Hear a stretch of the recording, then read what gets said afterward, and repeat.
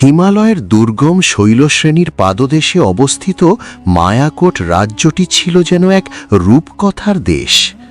চিরকাল কুয়াশার মায়াজালে ঘেরা এই রাজ্যের মাঝখানে দাঁড়িয়েছিল এক বিশাল রাজপ্রাসাদ, যার চূড়াগুলো মেঘের ভেতরে হারিয়ে যেত।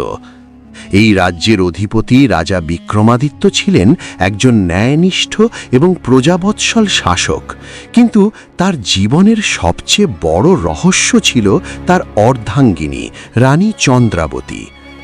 রাজা তাকে এক ঘোর অমাবস্যার রাতে গহীন অরণ্যের এক প্রাচীন শিব মন্দিরের চত্বরে খুঁজে পেয়েছিলেন। তার গায়ের রং ছিল শরতের জ্যোৎস্নার মতো শুভ্র, আর চোখ দুটো ছিল গভীর কৃষ্ণ গহ্বরের মতো রহস্যময়।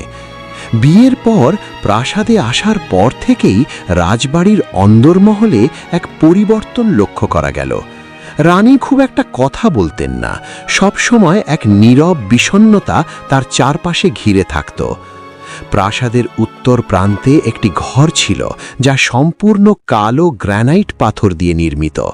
সেই কক্ষের জানালাগুলো ছিল পুরু মখমলের পর্দায় ঢাকা। রানী ছাড়া সেখানে কারও প্রবেশের অধিকার ছিল না। প্রতিটি পূর্ণিমা আসার আগে থেকেই মায়াকোট রাজ্যে এক অদ্ভুত বিষাদ নেমে আসত। 1 বছর পার হওয়ার পর রাজ্যে এক মড়ক দেখা দিল, যা মানুষের শরীর শুকিয়ে কাঠ হয়ে যেত। রাজজ্যোতিষী একদিন গোপনে রাজাকে বললেন, মহারাজ, এই দুর্যোগ কোনো গ্রহের ফেরে নয়।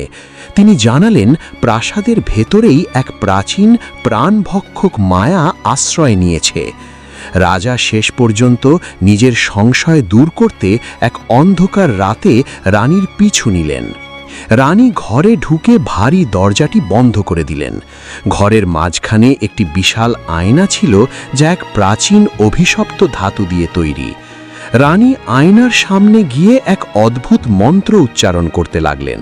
তার আসল রূপ বেরিয়ে এলো, এক জ্যোতির্ময় কিন্তু ভয়ঙ্কর অবয়ব। রাজা বুঝতে পারলেন এই আয়নাটি আসলে একটি পোর্টাল বা অন্য জগতের দরজা।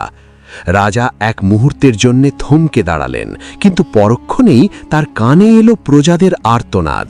তিনি তলোয়ার দিয়ে সেই মায়া দর্পণের উপর প্রচণ্ড আঘাত করলেন। আয়নাটি ভেঙে হাজার হাজার টুকরো হয়ে মেঝেতে ছড়িয়ে পড়ল, এবং রানী চন্দ্রাবতীর দেহ ভেঙে টুকরো হয়ে বাতাসে মিলিয়ে গেল। পরদিন সকালে মায়াকোটের আকাশে 1000 বছরের মধ্যে সবচেয়ে উজ্জ্বল সূর্য উঠল। রাজা বিক্রমাদিত্য আর কোনোদিন সেই রাজপ্রাসাদে ফিরে যাননি। আজও পূর্ণিমার রাতে পথিকরা শুনতে পায় এক বিষণ্ণ বাঁশির সুর।